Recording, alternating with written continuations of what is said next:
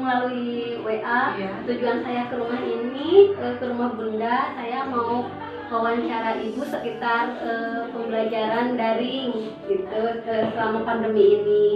Ibu nggak keberatan kan Bu? Enggak apa-apa Bu Ani. Mulai aja ya Bu.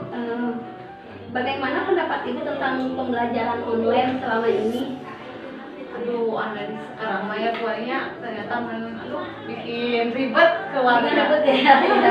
Ribet banget Mai, apalagi kalau saya orang kerja gitu ya, suami saya juga kerja, apalagi handphone itu cuma satu sama orang tuanya aja, anak nggak punya, kan itu. Jadi giliran ya Bu ya, handphonenya nunggu ibu pulang dulu mungkin ya, karena ibu kegiatannya kan ngajar pagi, suami kerja. Jadi berebutan gitu ya baik. Sedangkan ekonomi kan lagi gini ya baik. Gimana? Ya Bu.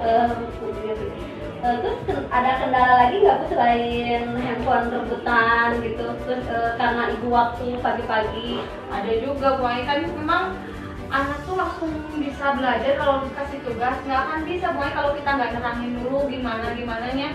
Dia nggak akan bisa ngerjain. Yang ada kita yang ngerjain, bukan anaknya. Ya baik ya. Makanya. Jadi mungkin sekarang jadi si anak tuh belajarnya cuman dihuapan gitu ya Bu ya. Jadi yang belajarnya cuman jadi yang belajarnya saya bukan anaknya gitu. Saja ya. Bu, kalau metode pembelajaran di sekolah selama pembelajaran di masa pandemi itu melalui daring atau luring? Atau daring aja? Daring. Oh, daring semua. Nggak ada yang luring. Full. Oh, daring full ya Bu ya. Terus selama ibu mengajar di rumah, bantuin anak ibu belajar itu mengajarkan protokol kesehatan juga nggak Bu? Apa ya udahlah udah keluar ngerjain tugas atau gimana? Oh ya enggak, masih tetap baik di rumah juga di atas di depan ada sabun. Sengaja kalau udah keluar cuci tangan, mau keluar juga harus cuci pakai masker, semuanya harus ganti. Soalnya kita kan takut ya Maya ya. Iya Bu, kalau kayak gini harus lebih hati-hati lagi ya Bu, apalagi ini anak rentan. Ini dilema gitu ya. Jadi Bu, terus bagaimana cara ibu dalam mendampingi pembelajaran secara online? Menerangkan dulu apa langsung suruh mengerjakan ke si anak nih ada tugas dari sekolah atau ibu harus gimana? Kira-kira kalau memang saya paham gitu ya, saya suka nerangin dulu gini deh ceritanya, gini jalannya, pasti dilihat apa dulu gimana pemahamannya. Tapi kalau saya kurang paham biasanya saya suka di Google, ada lagi sudah. Ya nggak apa-apa dah, Kamu semua di Google. Sudah semua si orang tua ngerti ya pembelajaran apa yang harus disampaikan ke si anak. Jadi kita juga emang harus belajar lagi dari Google. Karena kan juga mungkin tahu. Ya hambatan juga mungkin dari kuota ya. Iya pastinya itu. Iya kuota juga. Kuota dari pemerintah juga kan kadang-kadang enggak. Sama saya juga Bu kayak gitu.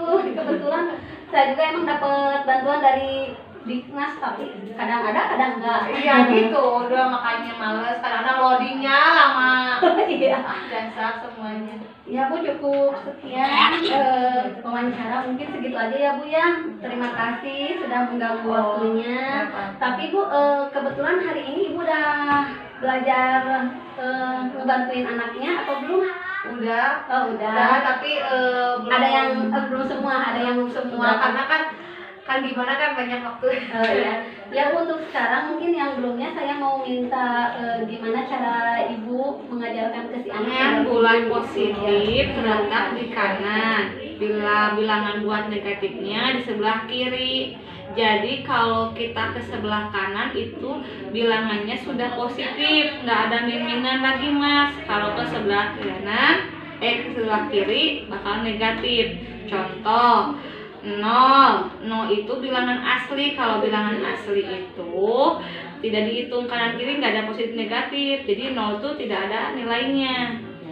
Kalau ini 1, 2, 3, 4, 5 berarti semakin besar nilainya. Kalau semakin ke kiri semakin kecil nilainya.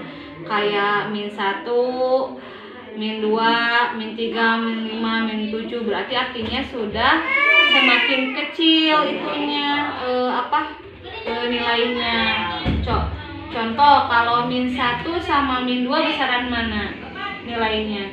-1, karena semakin ke kanan semakin besar nilainya. Nah, ini juga seperti itu, Mas.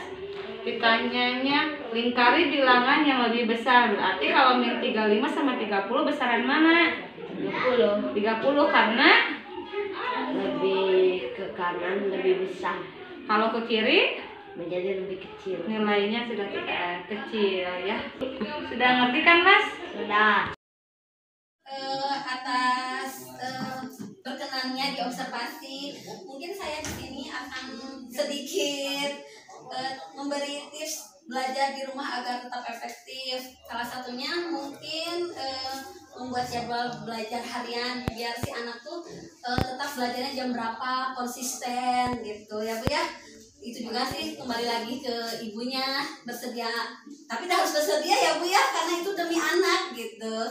Terus tips yang kedua mungkin memberikan ruang belajar yang nyaman Bu. Jadi kalau bisa mah di tempat luar kayak di teras juga, tapi jangan di halaman yang kotor atau gimana. Tetap harus jaga kesehatan juga ya Bu ya. Tips ketiga dari saya, ibu harus tetap mendampingi anak secara daring. Ibu harus semangat, harus sabar demi anak ya Bu ya, biar anaknya lebih maju lagi, lebih pintar lagi. Itu yang ketiga ya Bu ya, tips dari saya. Untuk tips yang keempatnya, pilih kuota belajar yang efisien Bu. Jadi kayak tadi Ibu boleh lihat secara dari Google, boleh dari buku-buku yang lain, penerbit yang lain, mungkin bisa ngebantu juga. Mungkin gitu ya Bu ya, tips belajar daring biar lebih efektif gitu. Tapi itu kembali lagi ke ibunya masing-masing. Dan kayak gimana ya Bu ya, pandemi lagi kayak gini mah bukannya kita teh seneng atau gimana, tapi kan lihat oge nya punya. Mungkin saya juga ngerti gitu. Ya mungkin ya Bu cukup sekian observasi